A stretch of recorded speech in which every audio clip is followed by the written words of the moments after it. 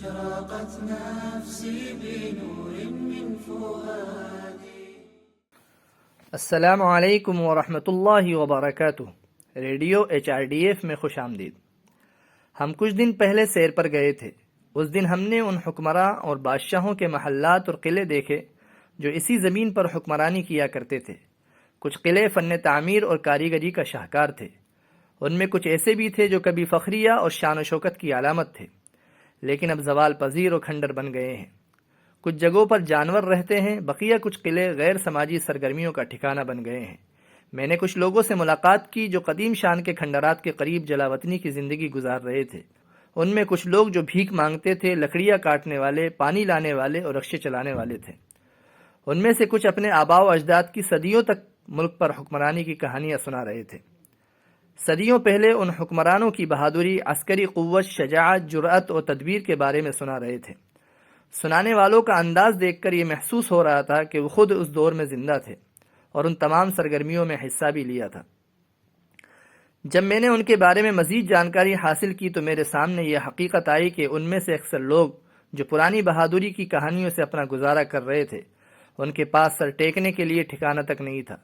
ان کے ہاتھ میں صرف چند بہادری کی داستانیں تھیں. جب میں سب کچھ دیکھ کر واپس آیا تو میرے ذہن میں کچھ سوالات آئے. ان قلعوں میں فخر سے رہنے والے لوگ یہ سب چھوڑ کر کہاں چلے گئے؟ دوسرا یہ تھا کہ ملک پر حکومت کرنے والے ان لوگوں کی اولادوں کو جھگیوں میں کیسے پہنچا دیا گیا؟ وہ سب جنگل میں غائب ہو گئے. موت ان کے ساتھ تھی. جو کچھ انہوں نے انصاف اور ناجائز طریقے سے حاصل کیا تھا اسے چھوڑ کر وہ چلے گئے. موت ایک حقیقت ہے. عالم، جاہل، فقیر، امیر، غریب، بادشاہ اور شہری سب کھیل ختم کر کے ایک دن کھیل کے میدان سے باہر چلے گئے. بادشاہ جو اقتدار کے بھوکے تھے، حکومتوں کی چالیں، دشمنوں کے جان بوجھ کر حملے، یہ ان کی تباہی کی بنیادی وجوہات ہیں. ماضی کے عجائبات کی کہانیاں اور تعریفیں کرنے کے بجائے ہمیں اس سے سبق سیکھنا چاہیے. اپنی ذمہ داری کو فراموش نہ کریں اور سستی کے عادی نہ بنیں. وہ لیڈران عیش و عشرت کے سامنے اپنے مقصد کو بھول گئے. معاشرے کو ایک واضح سمت کی طرف لے جانے کے بجائے معمولی باتوں پر جھگڑوں اور بحثوں میں امت کو ٹکڑے ٹکڑے کر دیا. ان سب نے اس ظلم کی آگ کو اور تیز کر دیا. ناکامیاں اور غلطیاں کسی سے بھی ہو سکتی ہیں، لیکن ذہین، باخبر اور سوچ رکھنے والے لوگوں کو یہ سوچنا ہوگا کہ گرنے کے بعد وہاں سے اٹھنے کے لیے جو کچھ ہو سکتا ہے وہ کرنا چاہیے.